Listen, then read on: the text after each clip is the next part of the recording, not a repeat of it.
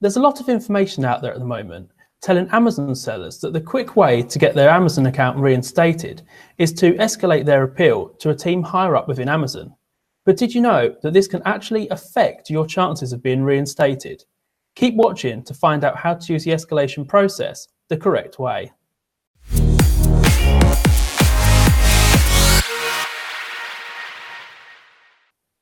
Today on E-Commerce Heroes, I'll be talking to Chris McCabe about the correct way to use escalations on Amazon. Chris is a former investigation specialist with Amazon's seller performance team and the founder of E-Commerce Chris. So, Chris, let's just set the context. You're an Amazon seller, you've had your account suspended, you've made an appeal to Amazon, but that's actually been rejected. Is this when you should be starting the escalation process? Usually not. You have to take some time to figure out what's possibly missing from your appeal. I think one mistake sellers make is they assume nobody read it, and they assume that what they've given Amazon is perfect and solid and 100% acceptable based on their knowledge of what Amazon thinks happened, what they think happened. You want to keep an open mind and maybe go back and refresh and look at what you might have been missing. If one thing is missing, one gap, one bullet missing from your plan of action, that's enough for them to reject it or ask you for more information. So you have to sort of start with what could I put in a revised plan of action that would improve my odds of reinstatement and, of course, address whatever they're most concerned about. I understand that escalation isn't just a series of angry plans of action or angry emails asking why they haven't read your POA. You have to understand when to escalate, and also what to escalate with. You have to have a good plan of action before you even consider doing that. And where do the famous letters to Jeff fit into this equation? Because right. I think a lot of sellers will be of the opinion that as soon as that appeal is rejected, that's the time to start, firing emails off to Jeff Bezos. Yeah, that's part of the problem. There's a couple answers to that question. Things have changed a lot since I was working there in terms of writing to Jeff at Amazon. The email address wasn't as widely known then.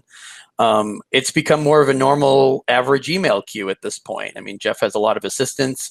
He's not necessarily sitting around twiddling his thumbs. He's got a lot on his plate. So he's not necessarily reading all of these and adding those question marks that you might have read about in the Everything Store, the Brad Stone book. And sending them back to what would have, my former teams, performance and policy teams.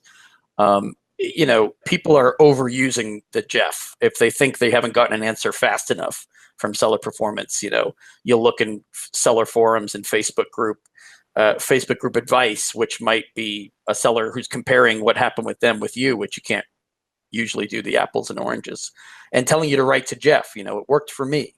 That's not really the queue that it used to be. You're trying to get to executive seller relations to get a senior investigator or a manager to review your plan of action. But when people say, do it, write to Jeff, they're not really asking you what's the quality of your plan of action when they give you that advice. They're not looking at the specifics of your case, which might not 100% match up with what their situation was. When you're escalating to executive seller relations, you're probably writing to Scott Kubicki's team, Scott Kubicki, which is kubicki@amazon.com, not to Jeff at amazon.com. You're more likely to get a quality answer there because that queue is a little bit, at least until today, lesser known. And it's not sort of going to the nebulous Jeff complaint email where buyers might be sending emails, where sellers might be sending emails. Lots of people might be sending things that they're not happy about when it comes to Amazon. So you don't want your email and your appeal lost in that blizzard, right? You want to make sure you're targeting who you send these to instead of just sending it everywhere to as many people as as many email queues as again, especially if your plan of action isn't 100% up to snuff. If you're escalating things prematurely, it's not going to get you anywhere. If anything, it's going to kill your chances. And as you've just mentioned there about killing the chances of your Amazon account being reinstated, what can the impact be of firing off either an escalation too quickly or just sort of spamming these email addresses of Amazon's different teams? Right. And it's something I should mention about the code of conduct violations. I mean, they're getting much more conscious of people who are, I'm glad you used the word spamming, who are basically spamming their queues with 50% their viable POA. they don't want you to be creating a lot of additional work and annoying them, really bothering them with something that they can't even accept. So just because the first email comes back asking you for more, or even sending you a denial, I see a lot of people doing this. I'm not sure why. I think they might be getting some bad professional advice, but that's not the time to spam all these different queues or to write to specific people you've been told to write to. It's the time to kind of pull things back a little bit and figure out what you can add to a plan of action. If you start spamming them and just sort of firing off salvos in all directions, you get the dreaded final word, which doesn't necessarily mean they'll never respond to you again, but it definitely annotates your account FW, and it gives the next investigator at least the option to not respond to you, and to annotate your account quickly that the investigation's over, we've already responded. You don't want to be anywhere near that unless you know that your plan of action is 100% there and you can really justify asking a senior investigator or a manager or an executive seller relations team member to take a fresh look, which might only happen once. You might only get one crack at this. A fresh look at your plan of action. You believe it holds all the information they've been asking for. You've done all the necessary steps to resolve the problem. You don't necessarily, in the escalation letter, which is actually a separate document or a separate part of your appeal, ahead of your plan of action, you want to get into why you believe that plan is acceptable and viable. You don't want to just send the plan of action and say, well, I didn't get what I needed, so I need somebody else to look at this.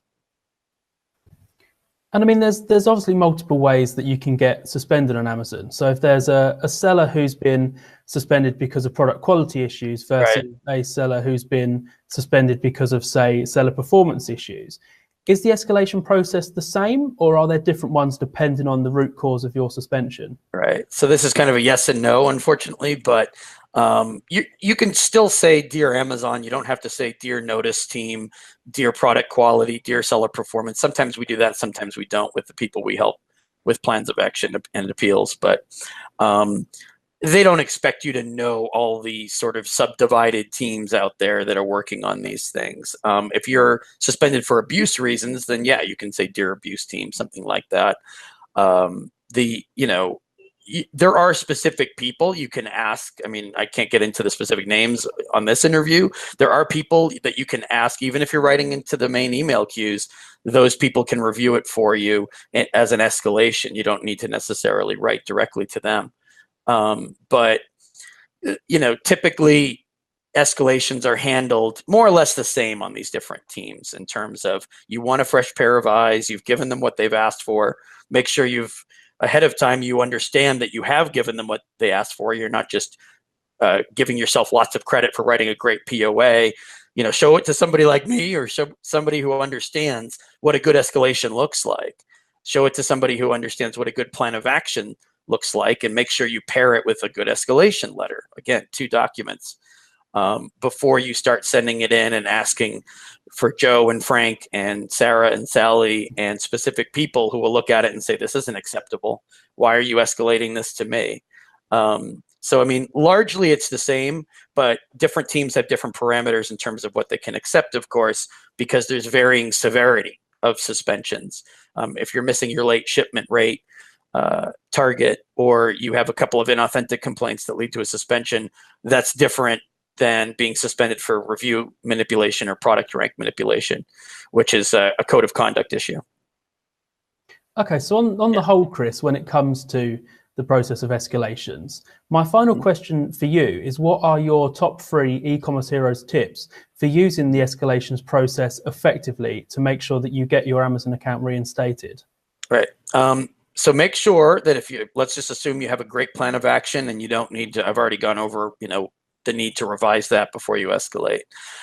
Make sure when you write the escalation letter, you pick out sort of the highlights or the top pieces of information that show that you understand the problem 100%. They'll agree with you on that, and then just shift their gaze down to the plan of action that shows that you've implemented these steps already. You knew what the steps were to put your proactive solutions into place, and it's effective, and you've tested it, and you know it works, and they believe it'll work, because they don't want to have to look at your account again, in 30 days for the same kind of problem. So think, or have somebody else, again, somebody who understands the escalation process, read it before you send it in, of course. think about how credible it is. Think about if it's convincing or not. If they sniff out generic content, you bought a template from somewhere and you're just copying and pasting, and there's nothing really specific about it that shows quality control changes or due diligence steps. I mean, they're not going to take it. They read these things all day long. So that's one.